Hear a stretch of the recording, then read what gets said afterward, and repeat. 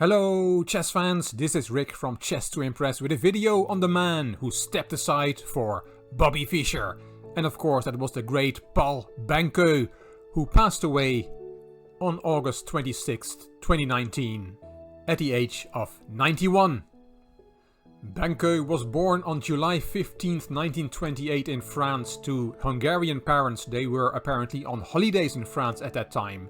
His father taught him chess at the age of 8, but Benkő only started competing in tournaments at the age of 17, and that was because of the Second World War.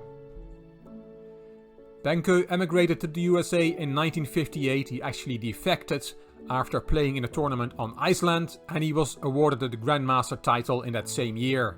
He played in 2 candidates tournaments in 1959 and 1962, and very famously he gave up his place to Bobby Fischer for the 1970 interzonal tournament. And chess history would have been very different if Benkő had decided not to do that, because Fischer became the 11th world champion 2 years later. Benkő was not just a player, he was also a decorated composer of endgame studies, and there are not too many of them amongst the top grandmasters. Vasily Smyslov is an example, and so is Jan Timman. Benkő also was a tutor of the Polgar sisters and Peter Leko. He sadly died in Budapest, the capital of his native Hungary, on August 26, 2019. May he rest in peace. The game I picked was played on the 28th of October 1975 in Szolnok in Hungary. White was the Russian Grandmaster Igor Zaitsev and black was Pál Benkő. It was the 13th round of that tournament. Let's have a look at the game. Let's look at it because this video is about Benkő, so let's look at it from the black side. Zaitsev opened with the d-pawn, knight f6, c4, c5, d5, and yes, Pál Benkő plays the Benkő defense, named after him. C takes b5, a6, and now you can accept the gambit, accept the pawn, b takes a6, and then either g6 or bishop takes a6 are the main moves. But in this game, Zaitsev decided not to take the pawn.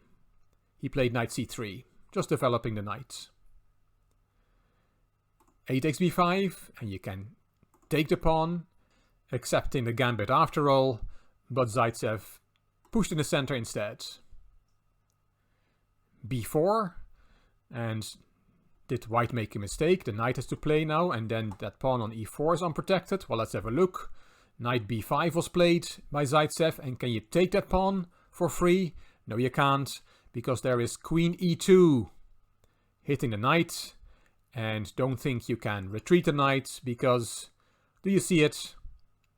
The game is over straight away. Knight d6 is a smothered mate. The e-pawn cannot take the knight because it's pinned. Very nice variation.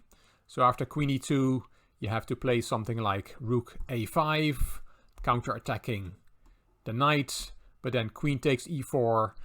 The knight is still protected by the bishop, and white has won a piece. So after knight b5, you cannot take that pawn on e4. It's a poisoned pawn. So d6 was played by Benkő. Knight f3. Knight bd7. The bishop was developed. Knight h5, attacking that bishop, which is unprotected. So bishop g5 and knight back. Benkő is asking his opponent if he wants a draw with a move repetition. If the bishop goes back to f4 and the knight goes back to h5, then we have a repetition of moves. But Zaitsev did not go for that. Bishop d3 is the best move here according to Garry Kasparov, who analyzed this game in his book Revolution in the 70s. He called this game a historic battle. But queen e2 was played instead by Zaitsev, and that's not such a good move. Rook a5, putting pressure on that knight. The knight is well protected by both queen and the bishop, but it is stuck there on b5. It's not easy for the knight to retreat. e5, now the game gets razor sharp, and bishop a6, putting even more pressure on that knight on b5. It's very, very complex. Black's king is still in the center. but Benkő had calculated very accurately, and this is okay for black. E takes f6 was played. Bishop takes b5, picking up that piece, attacking white's queen. F takes e7, and you cannot take the queen, because we have another checkmate on d8. So after f takes e7, Benkő took back on e7, bishop takes, and can you take the queen now? Bishop takes e2, let's have a look. Then the variation goes as follows. Take the queen, take the bishop, take the rook, take the pawn, and then the best move for white is to castle queenside, and after bishop takes, rook takes, the dust has settled, and we see that white is a piece up. This is better for white. So all this after bishop takes e7 and then taking the queen. Benkő did not go for that. He took back on e7, the queens were swapped, and bishop takes b5. Rook takes b5, and this is a good endgame for black, as the d5 pawn is weak, as Kasparov explains in his book. That's why black is better. Materials equal, but white has a very weak pawn on d5, and black is going to round up that pawn. Zaitsev castled, knight b6 attacking the pawn. White gave a check, king d7, and a4. That pawn was taken en passant. Rook takes, and you can now take that pawn on d5 if you want, but Benkő played a stronger move. After knight takes d5, rook d1 is possible, attacking the knight.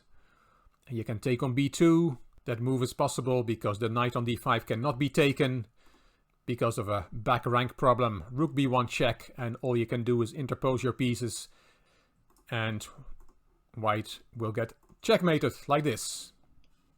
So all that after knight takes d5 and then rook d1, rook takes b2, you cannot take the knight, but rook a d3 is possible with counterplay for white. So Benkő decided against taking the pawn. He played rook a8 first. Rook a to e3, and now he took the pawn, covering the e7 square. Rook d3 and c4, protecting the knight this way and attacking the rook. Rook d4, rook c8, rook ed1, and rook c to c5. The knight was attacked twice and is now defended twice. h4, no more back rank issues for white. And black took on b2. And now Benkő is 2 pawns up. In the Benkő gambit you sacrifice a pawn.